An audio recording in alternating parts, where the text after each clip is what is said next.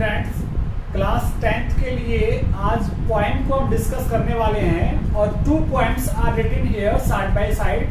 2 poems लिखी हुई हैं and these 2 poems they are composed by a single poet whose name is Robert Frost.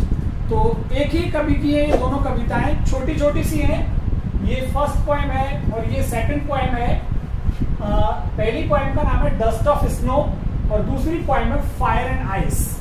तो देखते हैं हम डस्ट ऑफ स्नो। स्नो आप जानते हैं बर्फ होती है और डस्ट मीन्स रेत। जो बर्फ गिरती है वो बिल्कुल जो कॉटन होती है रुई के जैसी गिरती है। ऐसा नहीं है कि बर्फ के कोई मोटे मोटे स्टोन आते हों इस तरह से इकट्ठा कलेक्टिवली गिरती हो, नहीं, डस्ट के रूप में गिरती है ये। तो क्या कुछ इसमें घटित हुआ है डस्ट ऑफ स्नो, क्या कहना चाहता है रॉबर्ट फ्रॉस्ट, क्या मैसेज देना चाहता है ह्यूमैनिटी को इससे, और फायर एंड आइस जो उसकी सेकंड पोएम है उसमें क्या मैसेज ह्यूमैनिटी के लिए छुपा हुआ है। चलिए स्टार्ट करें। स्टार्ट करने से पहले मैं चाहूंगा कि आप मेरे चैनल को सब्सक्राइब करें और सब्सक्राइब करने के साथ ही बेल आइकन जरूर प्रेस करें जिससे कि नई वीडियोस का आपको नोटिफिकेशन मिले। और मैं ऑलरेडी आपके सिलेबस की 5 पॉइंट्स कंप्लीट कर चुका हूं। साथ ही आपके जो फर्स्ट फ्लाइट बुक है उसके 7 chapters have already been completed. 7 lessons पहले ही मैं कंप्लीट कर चुका हूं। ये सारा आपको प्लेलिस्ट में मिलेगा और इस वीडियो के डिस्क्रिप्शन बॉक्स में जो भी पॉइंट्स की वीडियो मैंने तैयार करी है उसकी लिंक आपको डिस्क्रिप्शन बॉक्स में मिल जाएगी। चलिए स्टार्ट करते हैं। The way a crow shook down on me the dust of snow from a hemlock tree। the way, जिस तरीके से, जिस ढंग से, a crow, एक कोए ने, shook down, हिला दिया और हिला करके down, नीचे गिरा दिया, on me, मेरे ऊपर। तो यहाँ पे कोए ने क्या एक्टिविटी किया, shook, हिलाया है, down और फिर गिराया है on me, मेरे ऊपर। क्या गिराया? The dust of snow, बर्फ की रेत, बर्फ के छोटे छोटे कण। तो डस्ट मीन्स पार्टिकल्स मीन्स कण। पार्टिकल्स गिराए उसने मेरे ऊपर और कहां से? फ्रॉम अ हेमलॉक ट्री, एक पेड़ से। और वो पेड़ कौन सा है? Hemlock, a poisonous tree. A poisonous tree, एक जहरीला पेड़ होता है ये। तो जहरीले पेड़ से इसमें व्हाइट फ्लावर्स आते हैं। तो उस व्हाइट फ्लावर वाले पेड़ से कोए ने मेरे ऊपर गिरा दिया। किसको? डस्ट ऑफ स्नो, पार्टिकल्स को। और किसके पार्टिकल्स को?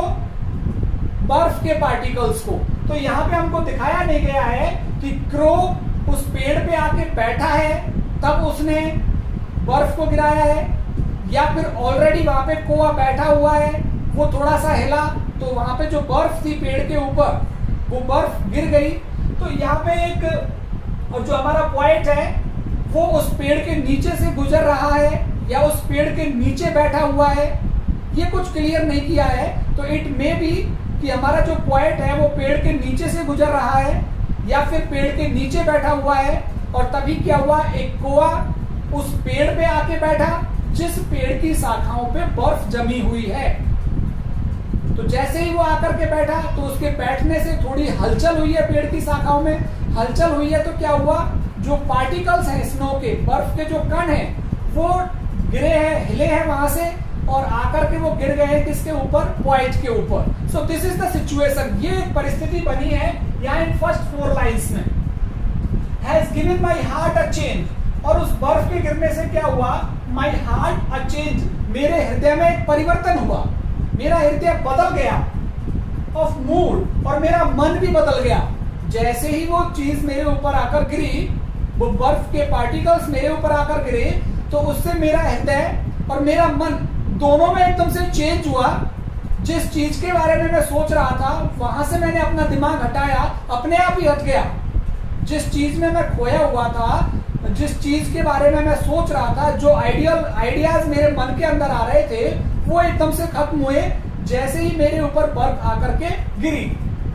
तो has given my heart a change of mood and saved, और बचा लिया मुझे, and saved some part of a day, कि पूरे दिन पूरे दिन में र्यूड मीन्स शैड या रिग्रेट, मैं दुखी था, मैं पश्चाताप कर रहा था पूरे दिन से, और पूरे दिन से जब मैं दुखी था या पश्चाताप कर रहा था, उस टाइम को जब तक मेरे ऊपर बर्फ नहीं गिरी उससे पहले मैं दुखी था, परेशान हो रहा था, मैं किसी भी कारण से पोएट या दुखी है, परेशान है, लेकिन जैसे ही बर्फ उसके ऊपर आकर गिरी है तो वो दुख थोड़ी देर के लिए उसके दिमाग में से हट गया है, और हम ये कहें कि परमानेंटली उसके दिमाग में से वो विचार हट गया जो विचार उसको दुखी कर रहा था या परेशान कर रहा था। तो यहाँ पे कवि कहना चाहता है कि he was sitting under a tree and he was thinking about something, किसी चीज के बारे में सोच रहा था, and he was not happy at that time, उस समय वो खुश नहीं था, उसको दुख हो रहा था, वो परेशान था। लेकिन तभी क्या हुआ, एक कौवा जो हेमलॉक ट्री में बैठा हुआ था या हेमलॉक ट्री पे आकर के बैठा, उस हेमलॉक ट्री की जो ब्रांचेस थी दे वर कवर्ड बाय स्नो, वो बर्फ से ढकी हुई थी, और जैसे ही कौवा वहां पे आके बैठा है तो वहां पे ही shook the branches, so the crow shook the branches, उस कुएं ने डालियों को हिलाया और जो बर्फ जमी हुई थी वो डालियों पर वो टूट करके नीचे गिरी, और वो आकर किस पर गिरी, पोएट के ऊपर गिरी, और पोएट के ऊपर आकर गिरी क्योंकि पोएट दुखी हो रहा था, परेशान हो रहा था पूरे दिन से। लेकिन जब बर्फ आकर गिरी तो तुरंत से उसके जो विचार थे वो चेंज हो गए, बदल गए।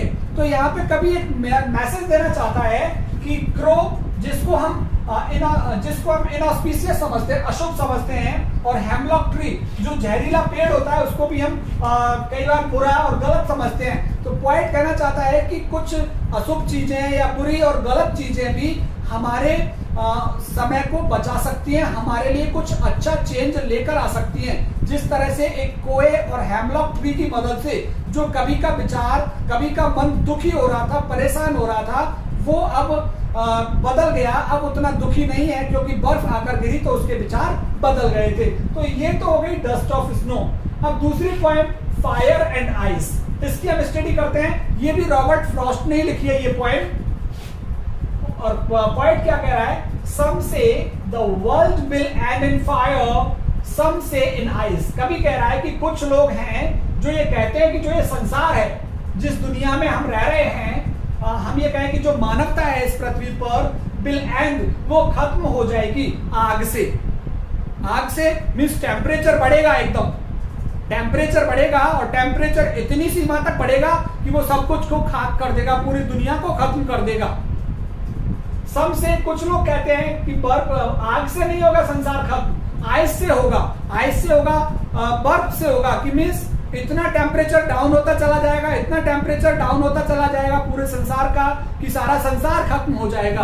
तो यहाँ पे कुछ लोग कह रहे हैं कि जो संसार है वो आग से खत्म होगा, और कुछ लोग कह रहे हैं कि जो ये संसार है वो आइस से खत्म होगा, बर्फ से खत्म होगा।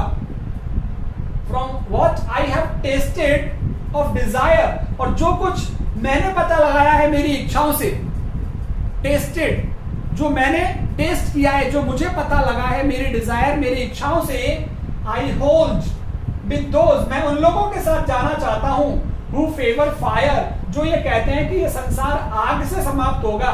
फेवर मीन सपोर्ट, कि जो लोग सपोर्ट कर रहे हैं कि ये संसार आग से समाप्त होगा, मैं उन लोगों के साथ जाना चाहता हूं। तो आग से मतलब यहाँ पे किस चीज से है, आग से मतलब है यहाँ पे क्रूअलिटी, निर्दयता से। आग से मतलब है यहाँ पे कॉन्फ्लिक्ट, आपसी संघर्ष जो लोगों में हो रहा है। आग से मतलब यहाँ पे है ग्रीड, लालच। तो फायर, फायर का मतलब क्या है, ग्रीड, लालच। और फायर का मतलब है क्रूअलिटी,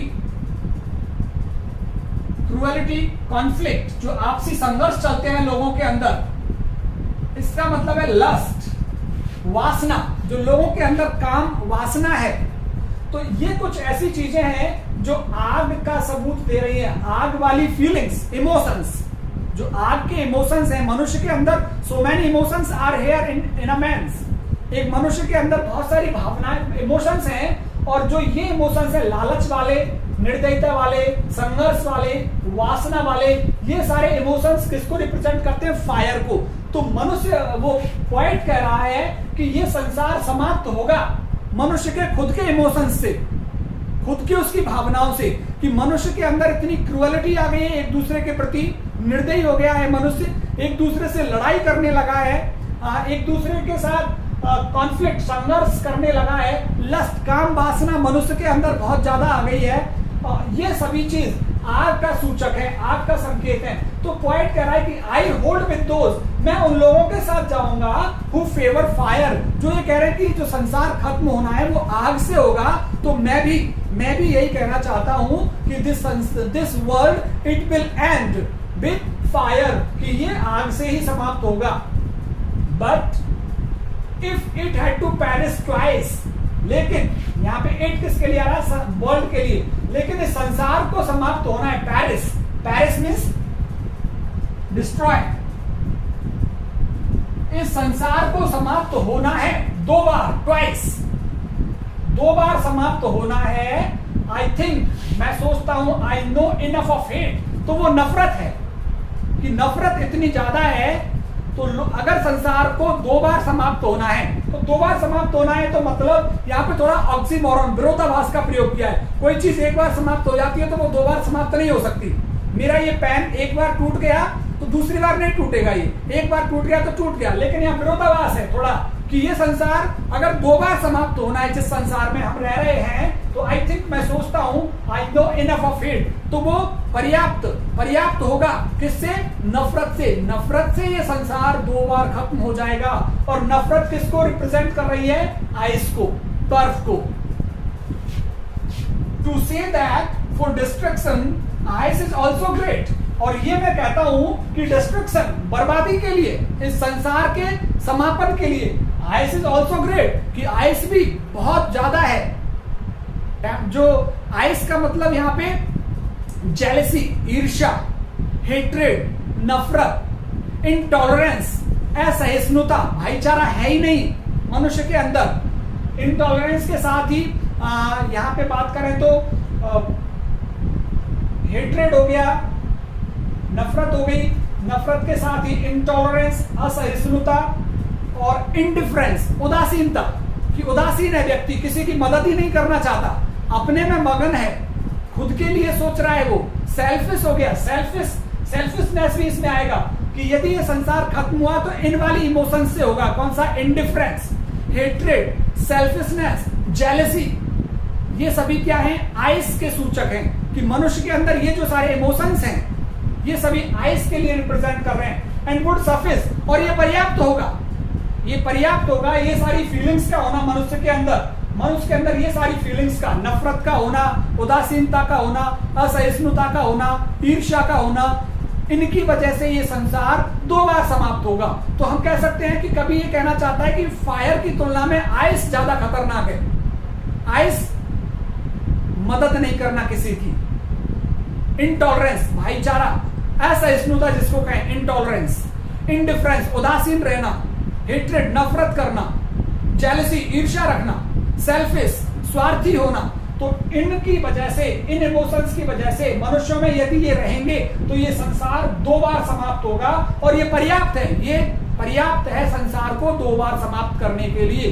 तो फायर जहां पे वायलेंस को रिप्रेजेंट कर रहा है, हिंसा को, वायलेंस, ग्रीड, क्रूअलिटी, कॉन्फ्लिक्ट, लस्ट, ये सभी फायर के सूचक हैं।